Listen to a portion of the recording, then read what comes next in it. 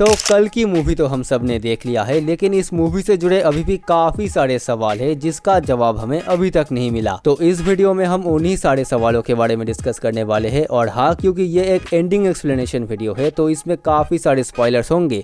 तो अगर आपको स्पॉयलर से कोई प्रॉब्लम ना हो तो ही इस वीडियो को आगे कंटिन्यू करना। इस मूवी में सबसे बड़ा सवाल ये है कि भैरवा का कैरेक्टर आखिर महाभारत का कर्ण कैसे हो सकता है। अगर आपने थोड़ा सा भी महाभारत पढ़ा है या फिर देखा है तो आपको पता ही होगा कि महाभारत के युद्ध में कर्ण का मृत्यु हो गया था और उसे अर्जुन ने ही मारा था। तो अब सवाल ये है कि इस मूवी में कर्ण का पुनर्जन्म कैसे हो गया। मेरे ख्याल से हो सकता है कि कर्ण का रीइंकार्नेशन करवाना मूवी के डायरेक्टर नाग अश्विन का एक क्रिएटिव चॉइस हो और भैरवा को एज कर्ण दिखाना एक काफी स्मार्ट मूव है। क्योंकि अब खुद ही सोचो, स्क्रिप्चर्स में जैसे लिखा है वैसा ही अगर सेम टू सेम मूवी में दिखाया जाएगा तो लोग पहले ही मूवी के स्टोरी को प्रेडिक्ट कर लेंगे। लेकिन अब ऐसा बिल्कुल भी नहीं होने वाला, क्योंकि कल्कि का स्टोरी मेनली फ्यूचर में ही सेट है और फ्यूचर में क्या होने वाला है ये तो भगवान के अलावा किसी को नहीं पता। वैसे भी कर्ण और भैरवा के बीच हमें कुछ सिमिलैरिटीज भी देखने को मिलता है, जैसे कि जन्म के बाद कर्ण को अपने माता पिता का साथ नहीं मिला, ठीक वैसे ही भैरवा अपने बचपन में ही युद्ध के कारण अपने माता पिता को खो दिया था। कर्ण के पास जैसे अपना सूर्य कवच है जिससे कि उसे बड़े से बड़े अस्त्र से भी घायल नहीं किया जा सकता था, ठीक वैसे ही भैरवा के पास भी अपना बॉडी आर्मर था जो कि इतना स्ट्रॉन्ग तो था ही कि अश्वत्थामा के इतने पावरफुल पंचेस को भी आसानी से झेल लेता था।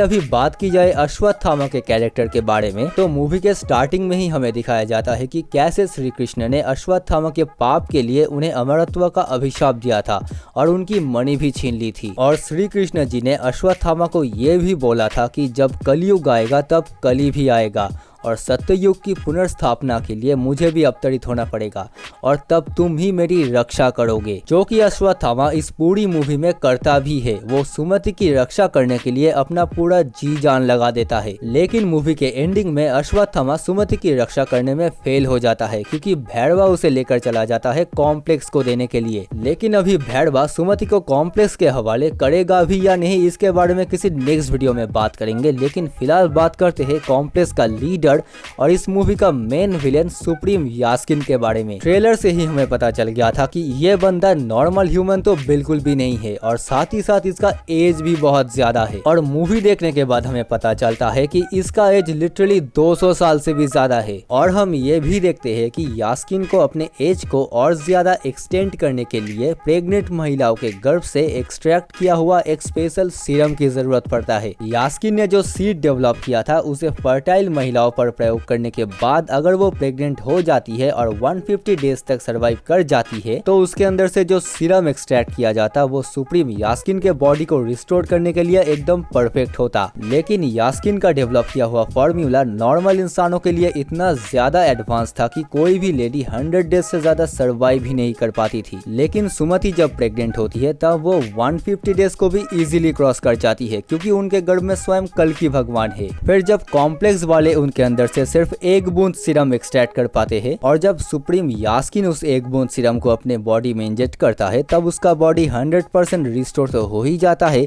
और तो और लिटरली उसे 6 पैक भी आ जाते हैं। मूवी में अर्जुन का जो गांडीव धनुष दिखाया गया था जिसे कोई टच तक नहीं कर पा रहा था उसे यास्किन ने इजीली लिफ्ट कर लिया था क्योंकि यास्किन ने जो सीरम अपने बॉडी में इंजेक्ट किया था वो स्वयं कल्कि भगवान के अंदर से एक्सट्रैक्ट किया गया था और शायद इसीलिए यास्किन अर्जुन के इस गांडीव को उठा पाया था। स्क्रिप्चर्स के अकॉर्डिंग अर्जुन का जो गांडीव धनुष है वो इतना ज्यादा पावरफुल है कि इससे स्वयं भगवान से भी युद्ध किया जा सकता है और इतना शक्तिशाली अस्त्र यास्किन के पास होना मतलब इस दुनिया का और भी बड़ा एल लग जाना। और इसीलिए कल्कि के नेक्स्ट पार्ट में हमें भैरवा और सुप्रीम यास्किन के बीच एक एपिक बैटल देखने को मिल सकता है क्योंकि मूवी में ही दिखाया गया था कि अर्जुन के गांडीव को टक्कर देने वाला अगर कोई अस्त्र है तो वो कर्ण का विजय धनुष ही है। और अब कलयुग के इस दौर में विजय धनुष को कोई फुल पोटेंशियल में चला सकता है तो वो भैरवा ही है क्योंकि भैरवा ही महाभारत के टाइम पर कर्ण था। और ये भी एक रीजन है कि मूवी के डायरेक्टर नाग अश्विन ने भैरवा को एज